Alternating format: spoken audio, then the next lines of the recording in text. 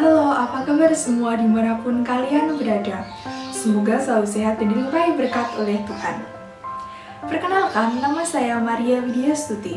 Saya saat ini sedang menempuh pendidikan S1 pada bidang pendidikan agama Katolik di Sekolah Tinggi Pastoral Kateketik Santo Fransiskus Asisi.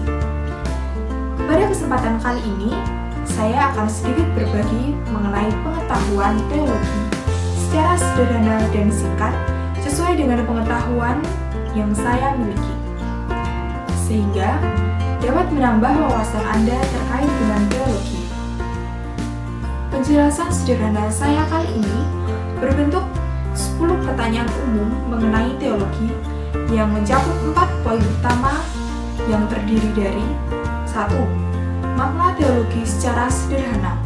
Yang kedua, keterkaitan teologi hidup gereja dengan magisterium serta kitab suci. Yang ketiga, gereja yang satu, kudus, katolik, apostolik, dan ekumenis. Dan yang terakhir, rumusan iman sederhana mengenai iman aku percaya. Untuk lebih jelas dan singkatnya, langsung saja kita pada pertanyaan pertama. Jelaskan teologi secara etimologis.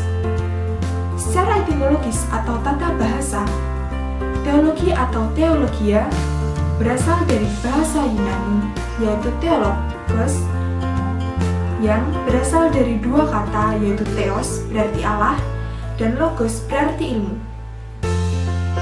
Arti dari teologi secara sederhana yaitu ilmu atau diskusi tentang Allah, dan diskusi yang dimaksud adalah perbincangan lebih mendalam mengenai Allah. Yang kedua, jelaskan teologi sebagai ilmu iman. Teologi sebagai ilmu iman disusun secara metodis, sistematis, dan koheren atau sesuai dengan data dan analisa reflektif, yaitu refleksi iman atas rumusan dan ungkapan iman tradisi Kristiani. Teologi sebagai iman memiliki berbagai pertanyaan karena iman sehingga menyelidiki iman yang digerakkan, kemudian mendorong untuk mempertanggungjawabkan iman yang diterima untuk pembangunan gereja. Namun, tentunya dengan metode tertentu yang mampu membuktikan iman yang dipercaya hidup dalam gereja. Berteologi itu merupakan suatu proses iman yang berkembang menjadi suatu tindakan. Yang ketiga, jelaskan teologi sebagai ilmu kegerejaan. Teologi tidak pernah terlepas dari gereja. Teologi merupakan kegiatan beriman, yang berarti percaya seperti yang gereja percayai. Teologi terlaksana dalam komunitas, yaitu gereja itu sendiri. Teologi menafsirkan hidup dan perkembangan gereja yang terus berlanjut sehingga teologi tidak pernah habis. Yang keempat, jelaskan hidup gereja dan magisterium. Iman selalu direfleksikan dalam konteks tradisi, yaitu pengalaman iman seluruh gereja dari dulu hingga sekarang. Sekaligus, refleksi tersebut untuk menjawab tantangan pada setiap zamannya, sehingga mengarahkan dan membantu kesadaran umat sekarang. Yang kelima, jelaskan hidup gereja sebagai fenomena budaya, sekaligus peristiwa sabda. Hidup gereja menunjukkan ciri-ciri kebudayaan yang merupakan hasil karya, cipta karsa dan rasa manusia. Maka, beriman dalam konteks kebudayaan mempengaruhi pengungkapan dan perumusan iman, serta mengena pada pengalaman iman itu sendiri. Hidup gereja sebagai peristiwa sabda berkembang karena sabda dan jawaban manusia atas pewartaan sabda. Maka, gereja melaksanakan dan melanjutkan hidup Kristus, merefleksikan dan menyatakan karya Kristus. Yang keenam, jelaskan kitab suci dan tradisi sebagai sumber-sumber teologi.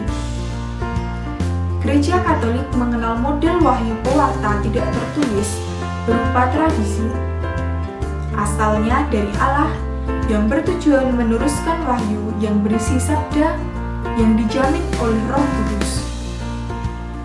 Jemaat Kristiani memahami tradisi ada lebih dulu dibanding dengan kitab suci, sehingga lebih mampu menjadi sarana penerusan Injil. Yang ketujuh, jelaskan magisterium melayani kitab suci dan tradisi. Gereja Katolik menganggap tradisi dan kitab suci adalah sumber iman umat Kristus. Kitab suci menjadi bagian dari tradisi. Hal ini kita ketahui karena tradisi ada lebih dulu dibandingkan kitab suci. Kemudian, penulisan dari kitab suci juga merupakan bagian dari salah satu tradisi, terlebih dengan ajaran-ajaran para rasul.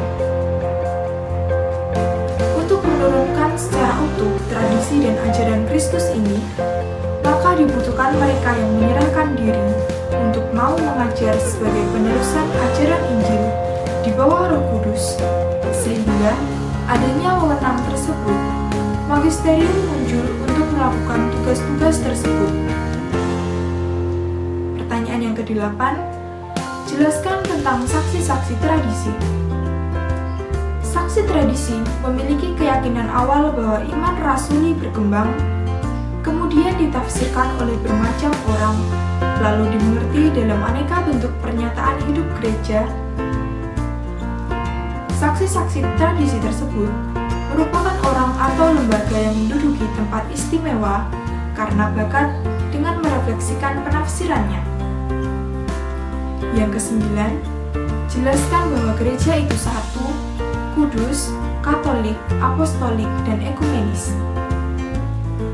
Gereja itu satu karena berakar dari kesatuan Allah Tritunggal.